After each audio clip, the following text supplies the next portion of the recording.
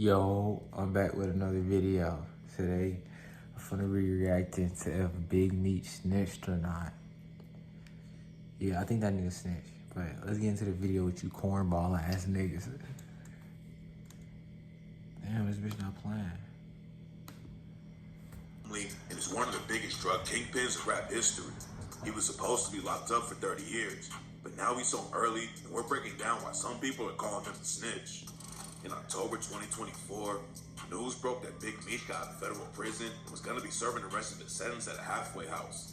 Meech got arrested Halfway house. back in 2005 and got hit with a 30-year sentence. Damn.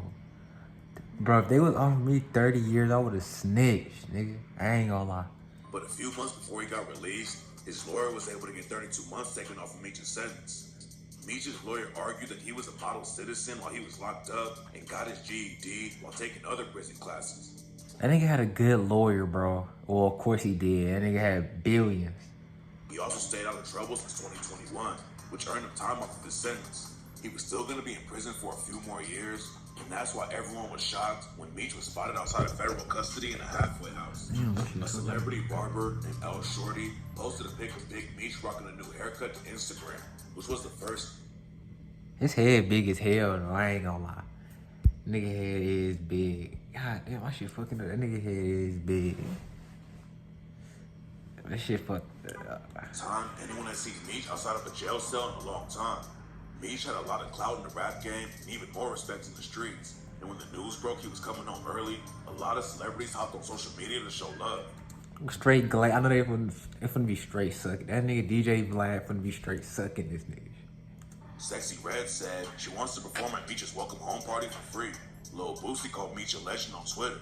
And Rick Ross shouted Meech out too and played This nigga was a CO, bro. He was a correctional officer, bro. his track BMF and rapped, I think I'm Big Meech, Larry Hoover, getting work, hallelujah. One nation, under God, real niggas getting money from the fucking start. Big Meech and BMF had a lot of ties to the rap game, so it made sense for rappers to show him love like that.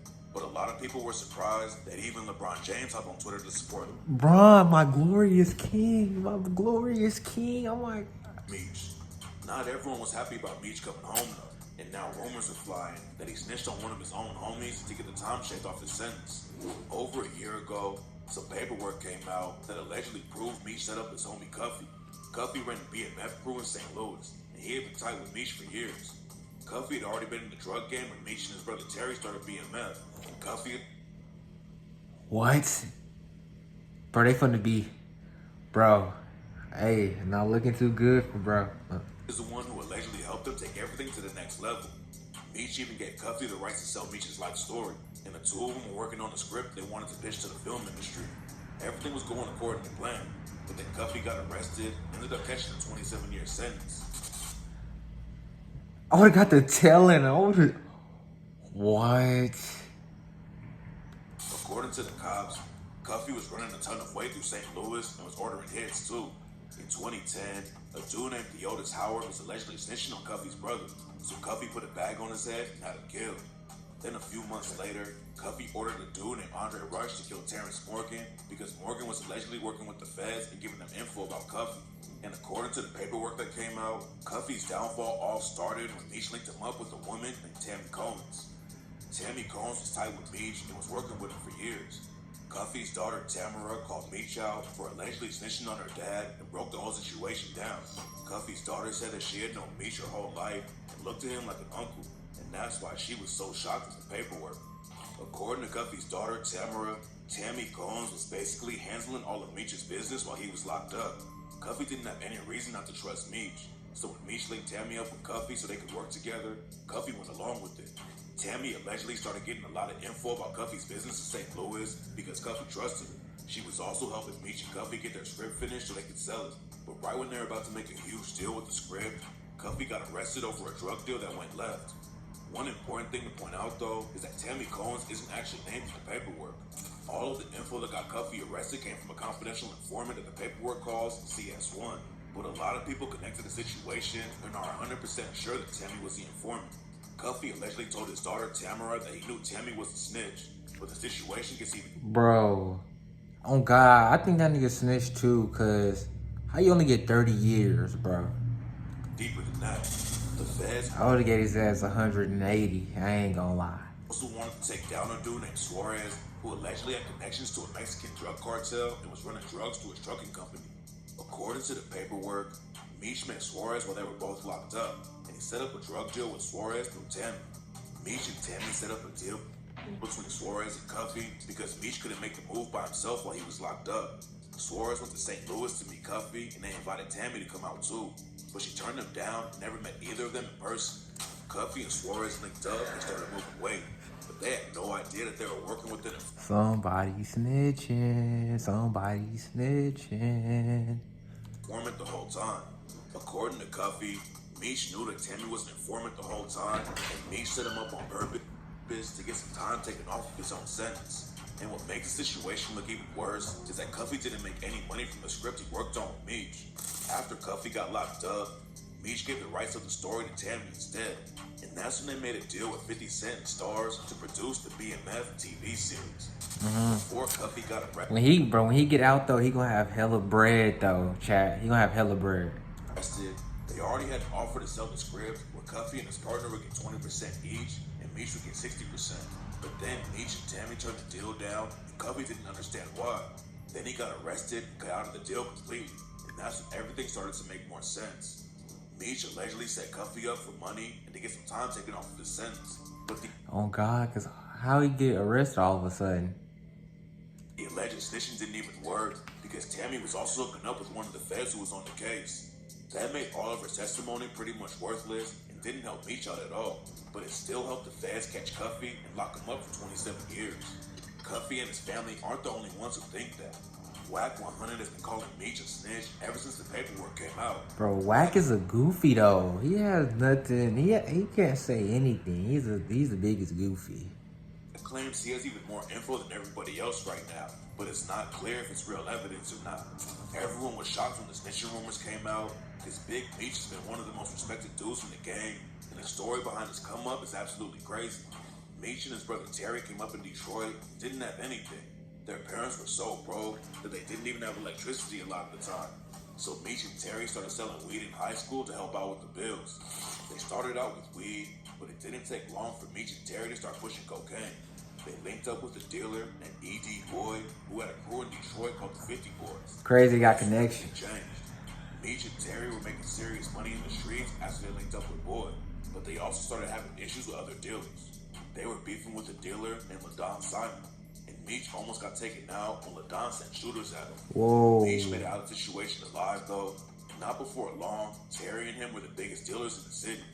Usually dudes like E.D. Boyd wouldn't want their own dealers to get bigger than them. Do you want to start a podcast, but you're not sure how to do it? Well, Riverside has you covered. Here's how it works. But Boyd actually decided to walk away from the drug game before he got locked up and killed. Boyd told DJ Vlad, The fucking feds, I know them motherfucking alphabet motherfuckers was looking at me. I had other options.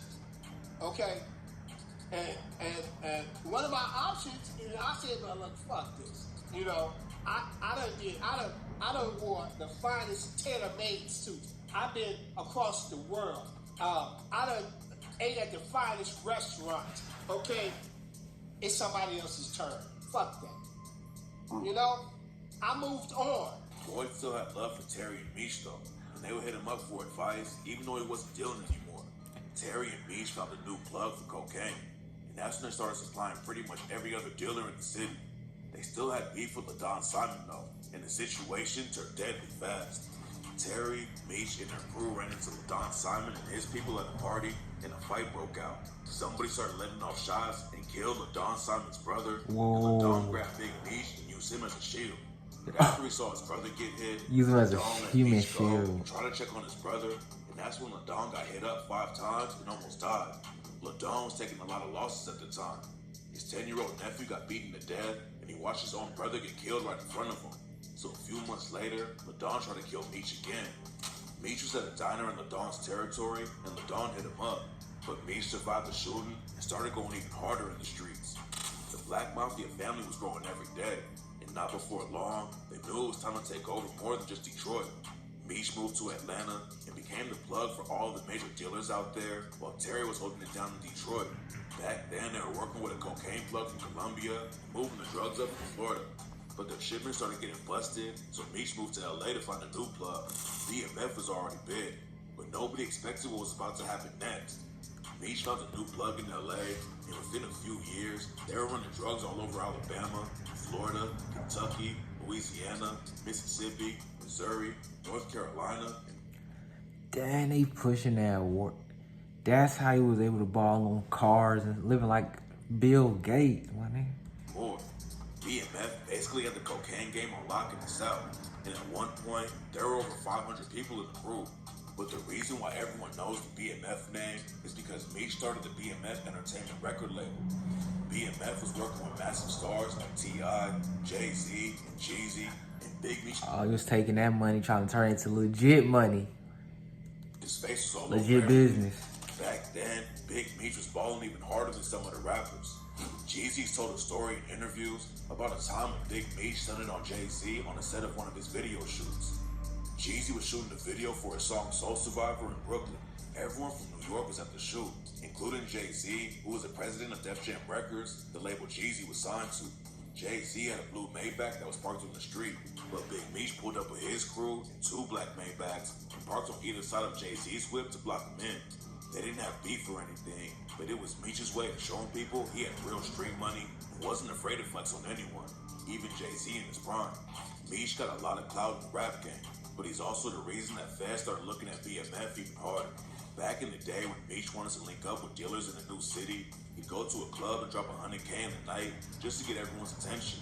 That might have worked before he was famous, but Meech never learned how to be low-key, and that's what started causing tension between Terry and him.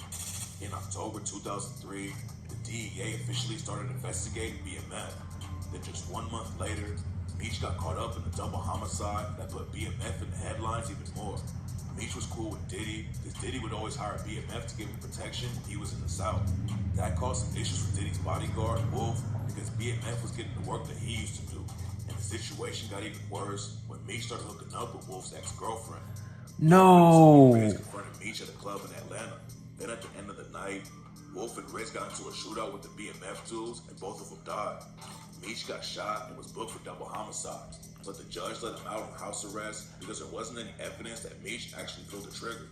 Terry had moved to the West Coast and was running BMF out got there, lucky. but then some of Meech's goons crashed his birthday party, and the situation got so heated that everyone upped their straps. Nobody actually got shot that day, but it was clear that BMF was starting to fall apart from the inside. Then the cops started picking up low-level dealers and getting them to flip on the dudes calling the shots. Eventually, they flipped on some dudes who were tied with Meech and Terry, and the feds also had over 900 pages of evidence from when they put a wiretap on Terry's phone. By the time the investigation was finished, over 150 people were arrested, and the feds had so much evidence against Meech and Terry that they both knew they had to take plea deals because there was no way they were going to beat it at trial. Both of them got hit with 30-year sentences, and BMF was dead. Yeah. So 50 Cent got involved.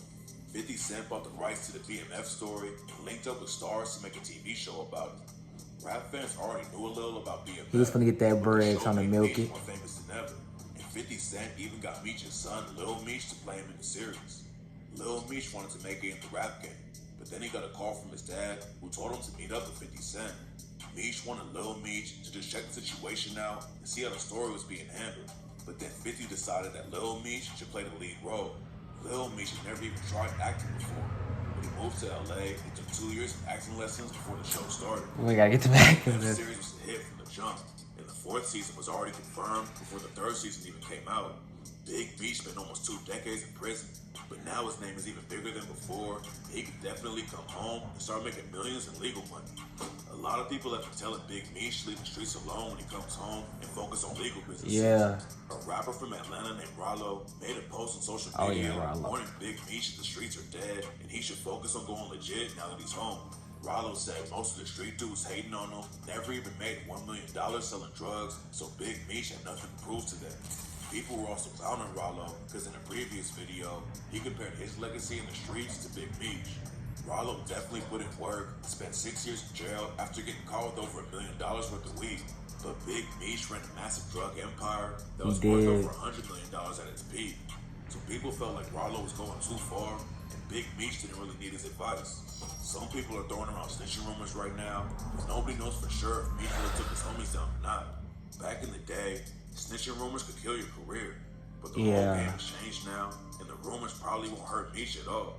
He's still locked down at a halfway house, but Meech could end up being totally free by January 2026.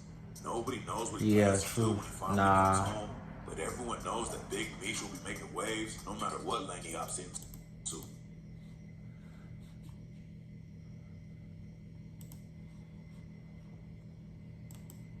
Alright. That's the end of the video.